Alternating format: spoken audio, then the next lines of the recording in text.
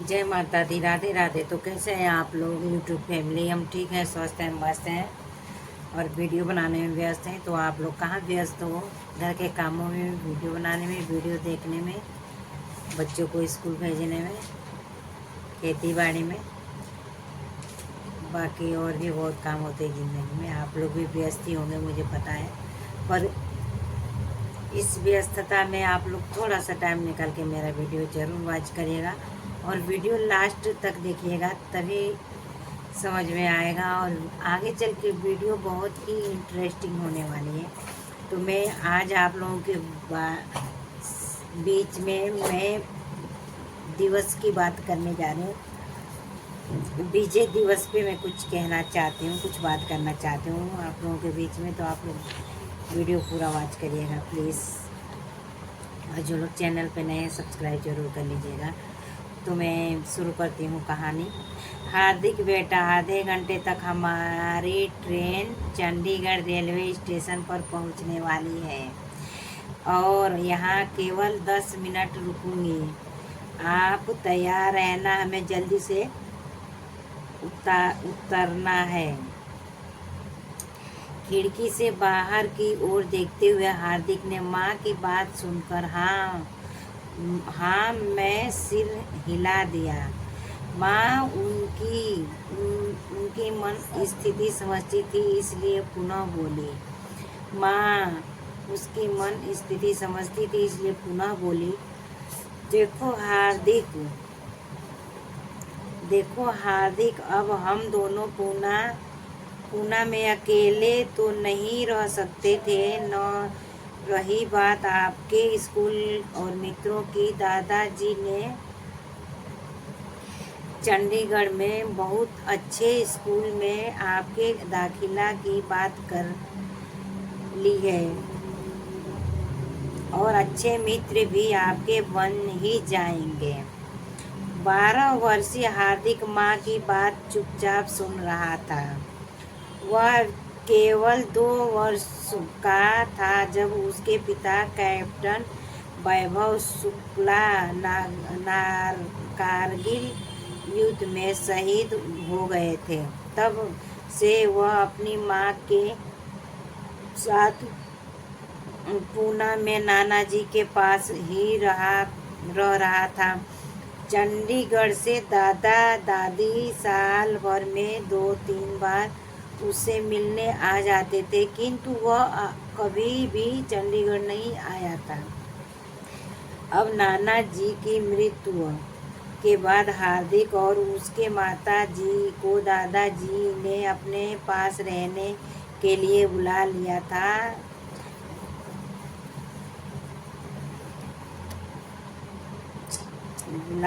था, लेकिन हार्दिक को पूना शहर, अपना स्कूल और मित्र छोड़ते हुए अच्छा नहीं लग रहा था। चलो बेटा, ट्रेन रुक गई है। चलो बेटा,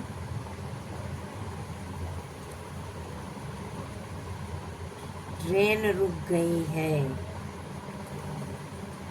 ट्रेन से उतरते ही माँ ने हार्दिक को समझाते हुए कहा।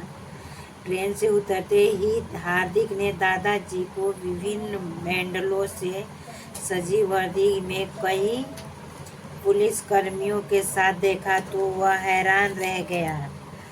उसे ये तो मालूम था कि दादाजी पुलिस विभाग में हैं, पर इनका इतना रौब रुतबा है ये अनुमान नहीं था, क्योंकि दादाजी पूना में तो हमेशा साधारण कपड़ों में एक आम आदमी की तरह ही आते थे। वह दादाजी के चरण स्पर्श कर लिपटकर मिला। पुलिस कर्मियों ने उसका सामान उठाकर गाड़ी में रखा। उनकी गाड़ी अब घर की ओर जा रही थी। रास्ते में चौराहा पर खड़े पुलिस वाले गाड़ी में उनकी गाड़ी को देख सैल्यूट मारते तो वह यह देखकर अचरज से उछल सा पड़ा। घर पहुंचने पर वह दादी जी से बड़े प्यार से मिला। उसे पूरा घर देखने की बड़ी उत्सुकता थी।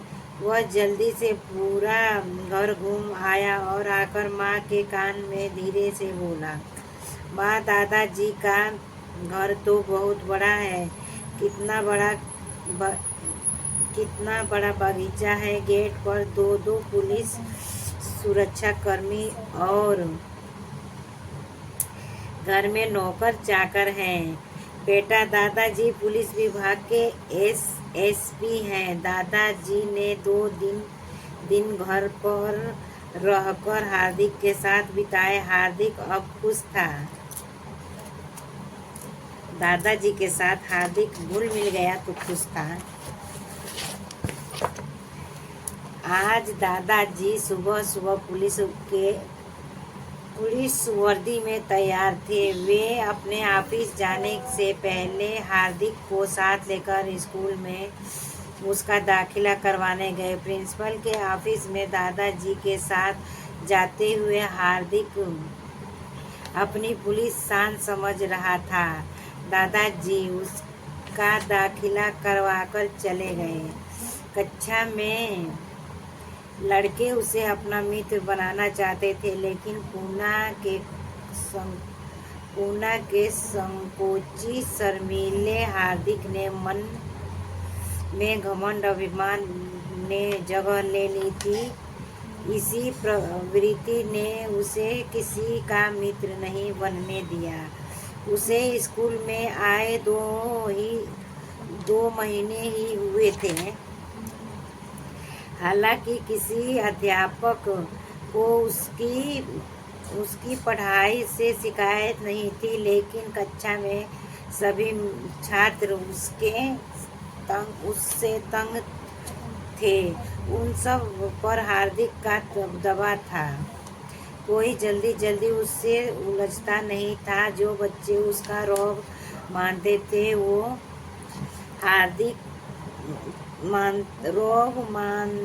थे वो हार्दिक की शरारतों से बचे रहते थे, और जो जरा भी उसके सामने से उठाते वह उनका नुकसान कर देता। एक दिन उसने रियाज की घड़ी तोड़ दी तो उसी दिन तब पल्लास की किताब फाड़ दी। अनुराग के बैठने पर डेस्क खींच लिया और वह गिरते गिरते बचा। हार्दिक के दादाजी का शहर में नाम होने के कारण कोई भी विद्यार्थी प्रिंसिपल या किसी अध्यापक को शिकायत नहीं करता था। यहाँ तक कि स्कूल की कैंटीन से भी हार्दिक दादाजी के नाम की आड़ में बिना पैसे दिए कुछ न कुछ खा लेता था। आज जब वह स्कूल से घर पहुंचा तो माँ ने कहा, बेटा तैयार हो जाओ, हमें दादाजी के साथ एक कार्यक्रम में जाना है। हार्दिक दादाजी व माँ के साथ स्कूल के बड़े से हॉल में पहुंचा। वहाँ कारगिल के सैनिक की स्मृति में दादाजी ने अपना रक्तदान करके रक्तदान शिविर का उद्घाटन किया था। इसके पश्चात वे दूसरे बड़े से हॉल में पहुंचे, जहां बहुत से लोग, सैनिक, नेता एवं पुलिस अधिकारी उपस्थित थे। जहां हर वर्ष की तरह आज भी 26 जुलाई को कारगिल विजय दिवस मनाया जाने वाला था, जिसमें 1999 के कारगिल युद्ध में ऑपरेशन विजय के दौरान 587 सैनिक ने अपनी शहादत में जीव प्राप्त की थी। उन शहीदों को श्रद्धांजलि देने और जीत को मनाने का कार्यक्रम था। सर, हमारा रहे न रहे तेरा माथा चमकता रहे शीर्षक से वहाँ कारगिल युद्ध के जाबाजों की बहादुरी के कारनामों की तस्वीर भी लगाई हुई थी। अनमोल, दरवाजा लगाई हो अंदर से। तस्वीर भी लगाई हुई थी। उनमें से कुछ तस्वीरों को देखते हुए हार्दिक माँ से कहता है, माँ ये तो पिताजी की। हाँ बेटा, ये आपके पिताजी की ही तस्वीर है। माँ, हमें आज यहाँ क्यों बुलाया गया है? हार्दिक बोला, माँ आज हमें यहाँ क्यों बुलाया गया? बेटा, इस शहर के शहीद कैप्टन वैभव शुक्ला यानी आपके पिताजी ने अपनी जान देकर कारगिल उद्घाटन में शत्रुओं के छक्के छुड़ाकर विजय प्राप्त की थी। ऐसे बहादुर बेटे के महान पिता जी यानी आपके दादाजी को सम्मानित करने के लिए हमें यहाँ बुलाया गया था। साथ ही इस स्कूल का नामकरण भी आपके पिताजी के नाम पर किया जा रहा है। उधर मंच पर कैप्टन वैभव शुक्ला के ऑपरेशन विजय के दौरान दिखाए गए अदम्य साहस, वीरता और पराक्रम के बारे में बताया जा रहा था। साथ ही दादाजी को सम्मानित करने के लिए मंच पर बुलाया जा रहा था। दादाजी मंच पर पहुंचते ही मंच संचालक ने एसएसपी दादाजी की ईमानदारी और मेहनत की प्रशंसा करनी शुरू कर दी। उन्होंने कभी किसी निरपराधी को सजा नहीं दी तो किसी अपराधी को कभी छोड़ा भी नहीं, न ही कभी उन्होंने रिश्वत ली है। इस शहर को गर्व है ऐसे पिता पर और ऐसे बेटे पर जिन्होंने अपना पूरा जीवन कर्तव्य पथ पर लगा दिया। मंच संचालक की एक बात से तो हार्दिक के कान ही खड़े हो गए। अब भविष्य में इनके पोते हार्दिक शुक्ला से उम्मीद है कि वह अपने पिताजी और दादाजी के पद चिन्हों पर चलेंगे और इस शहर और देश का नाम रोशन करेंगे। यह सुनते ही हार्दिक के शरीर में ही सिहरन सी पैदा हुई। उसकी आंखों में आंसू उछलता आया। वह दादी जी एवं माँ के साथ बैठा सोचने लगा। पिताजी ने अपनी बहादुरी से दादाजी का सिर ऊंचा किया है, लेकिन मैं स्कूल में दादाजी के आड़ लेकर कैसी बहादुरी दिखा रहा था।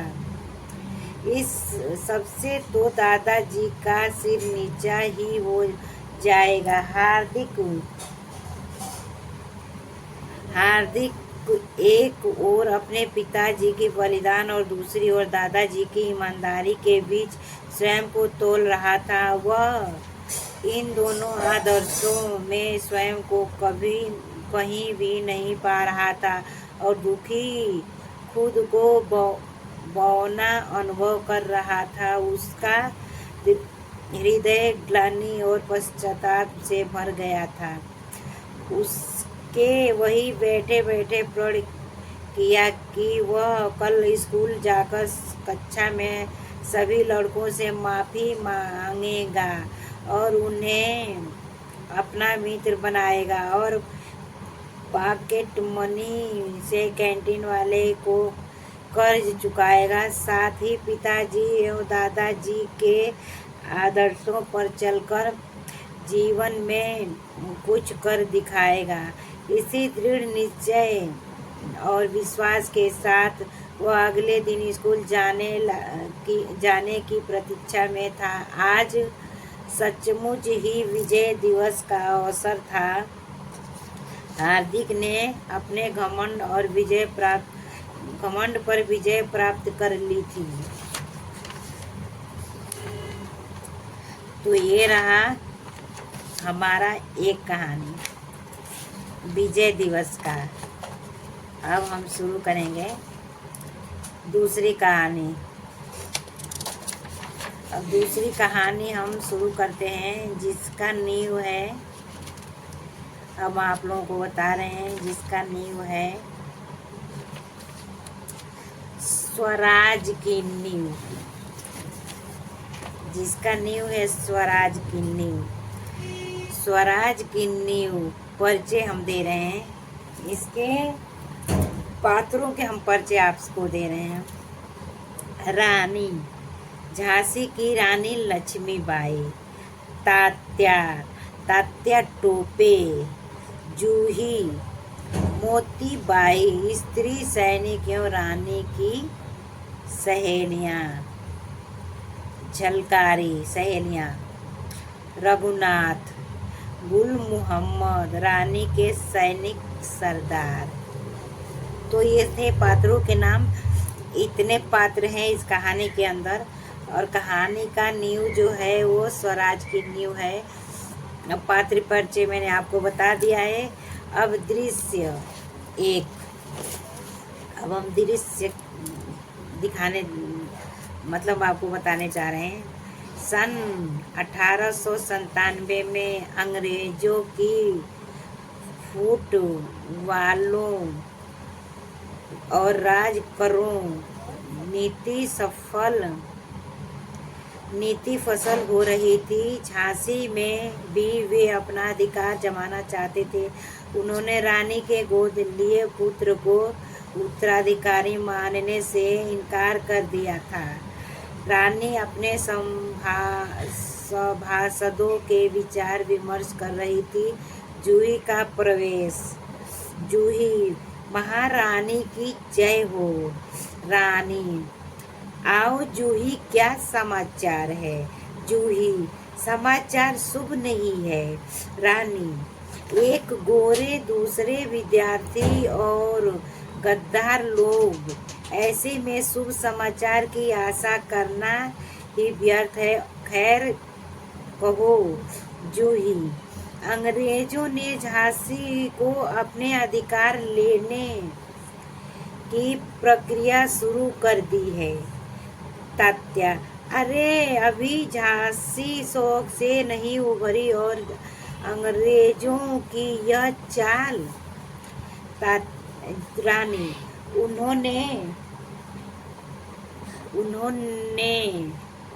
शेरनी के मुंह में हाथ डालने की कोशिश की है। उन्हें उनके मजाक अंजाम तक पहुंचाना होगा। जूही, अंग्रेजों ने झांसी को अपने अधिकार में लेने की प्रक्रिया शुरू कर दी है। तात्या, रे झांसी शौक से अभी उभरी और अंग्रेज की यह चाल। रानी, उन्होंने शेरनी के मुंह में हाथ डालने की कोशिश की है। उन्हें इसके अंजाम तक पहुंचाना होगा। जूही, हाँ, सुना है कि आपको 5,000 रुपए पेंशन दी जाएगी। रानी, हूँ पेंशन? मेरे देश मेरे राज्य में विदेशी मुझे पेंशन देंगे? मैं पेंशन न लूँगी, न ही अपनी झांसी इस अंग्रेज जालिमों को दूंगी। रघुनाथ, महारानी, धीरज से काम ले।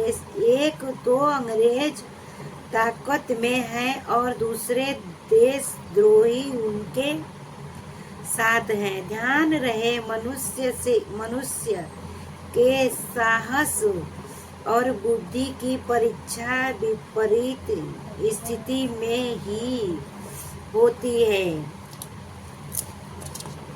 कहानी बहुत इंटरेस्टिंग है, आप लोग पूरी कहानी सुनिएगा।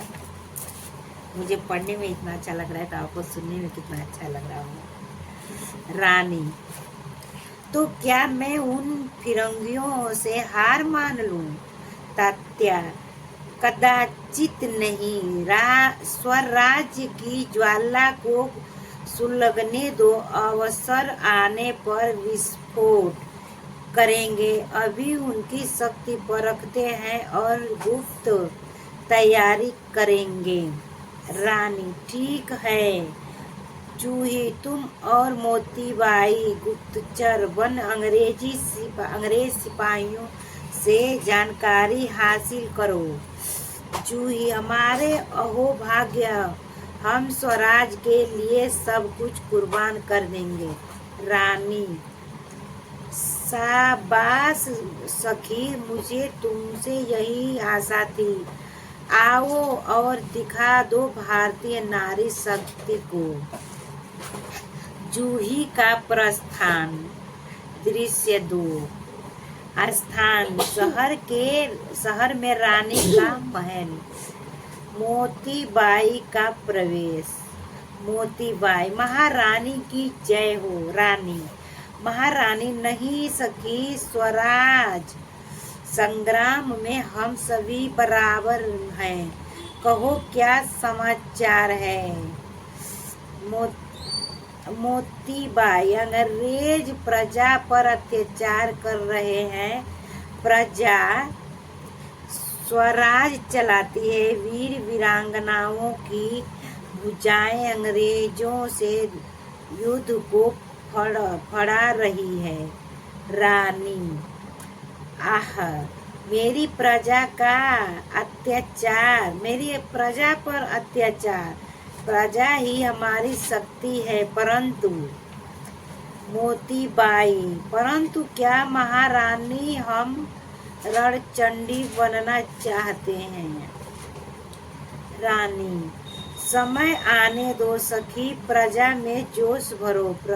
अंग्रेज सेना के हिंदुस्तानी सिपाहियों को स्वराज्य के लिए प्रेरित करो। देखना, मैं स्वयं प्रजा के आगे स्वराज का परचम लहराऊंगी।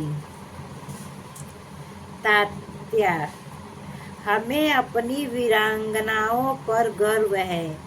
जूही, अरे दुर्गा अवतार है, हम दुष्टों पर जब छाएंगी, छठी का दूध याद कराएंगी। रघुनाथ, धन्य है भारत भूमि की नारी, माता का शीतल आंचल, दुष्टों की संहारक भी। गुल मोहम्मद, अरे हर हर महादेव का डमरू बजेगा, अंग्रेज दुम दबाकर भागेंगे, गुलाम बनाएगा फिरंगी हमें। दृश्य 3। मेरठ और दिल्ली की क्रांति हो गई। बहादुर शाह जफर सम्राट बन गए। विद्रोही सैनिक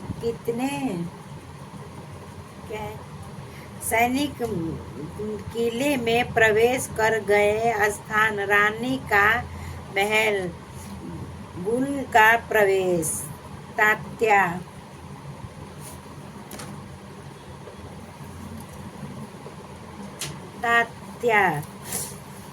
आओ गुल, क्या समाचार है? गुल, विद्रोही सैनिक किले में प्रवेश कर गए हैं। उन्होंने अंग्रेज सैनिकों पर धावा बोल दिया है। अंग्रेज अपने बाल बच्चों के साथ पनाह मांग रहे हैं।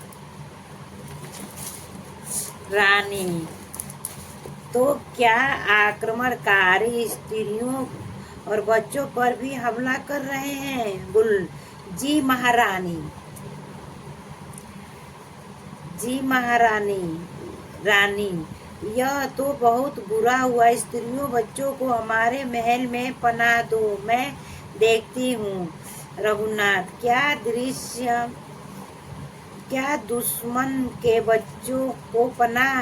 रानी, हमारा युद्ध अंग्रेजों से है, पीर पर निरपराध बच्चों और स्त्रियों से नहीं। शरणागत की रक्षा हमारी संस्कृति है। भीषण युद्ध हुआ, अंग्रेज परास्त हो गए। रानी ने विद्रोहियों को शांत कर लौटा दिया, परंतु विद्या स्वार्थी गद्दारों ने अंग्रेजों से मिल पुनः हमला कर दिया। रानी, रघुनाथ जी, स्थिति विकट हो गई है। रघु जी, महारानी, एक क्रांति असमय हो गई है। आस्तीन के सांपों ने फन दिखाए हैं। रानी, सांपों के फन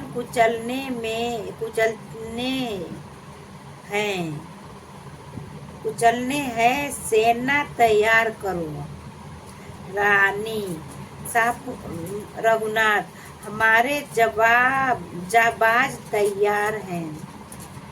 रानी, ध्यान रहे, यदि मैं युद्ध में काम आऊं तो अंग्रेजों के अपवित्र हाथ मेरी देह को छूने न पाए। सैनिक, सभी सैनिक हमारे जीते जी आपका बाल भी बाका न होगा। रघुनाथ, स्थिति ऐसी है, हमें कालपी प्रस्थान करना होगा। रानी, हाँ, वहाँ राव साहब ये लाल कुर्ती सेना के बहादुर सिपाही हैं। गुल मोहम्मद, पर क्या इस प्रोग्राम में हमारा साथ देंगे? रानी, तुम भूलते हो गुल स्वराज की वेदी पर हिंदू मुसलमान सभी पर मिटने को तैयार हैं। रघुनाथ, परंतु किले से बाहर निकलना आसान नहीं। झलकारी, अरे यह लालची किस लिए है? मैं रानी का वेश बना अंग्रेजों को भटकाऊंगी और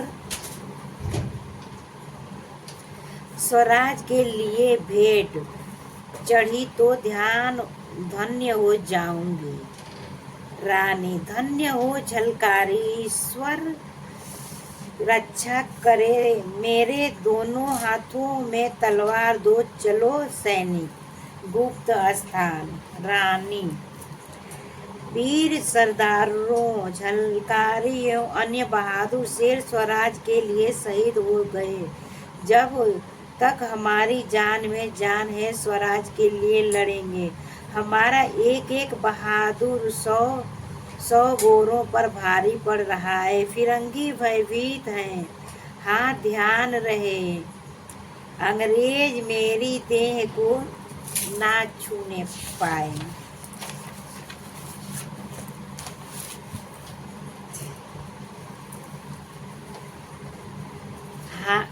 हाथ कट कर चील कौओं को खिला देंगे। हमारी महारानी पर नजर भी डाली तो। रानी, चलो आक्रमण करो। रानी रणचंडी बन जाती है, मुंह में लगाम दबाचे दोनों हाथों में युद्ध करती हैं। सबकी तलवारें कहर बरसा रही थी। तभी एक अंग्रेज रानी के संगीन घोंस देता है। तो कहानी तो अभी और भी है, पर ये इसमें पूरा नहीं हो पाएगा और हमारा ब्लॉग भी बन चुका है, 30 मिनट होने वाले हैं। तो मैं आगे की कहानी आप लोगों के बीच में अगले वीडियो में डालती हूँ, ठीक है। इस वीडियो में इतना ही डालती हूँ और अगले वीडियो में आगे की कहानी डालती हूँ। अगर ऐसी कहानियाँ आप लोगों को सुननी है और आगे भी जानना है इस कहानी को, तो आप लोग जो घंटी है ना, उसको आप लोग बजाइए और बेल आइकन ज़रूर ऑन करिए और हमारी वीडियो पे लाइक कमेंट ज़रूर करिएगा। तो बहुत बहुत धन्यवाद आप लोगों का हमारा वीडियो वॉच करने के लिए और हमारी कहानी इतने प्यार से सुनने के लिए। तो जो लोग चैनल पे नए हैं सब्सक्राइब ज़रूर करिएगा प्लीज़। बहुत बहुत धन्यवाद जी, बहुत बहुत धन्यवाद आप लोगों का।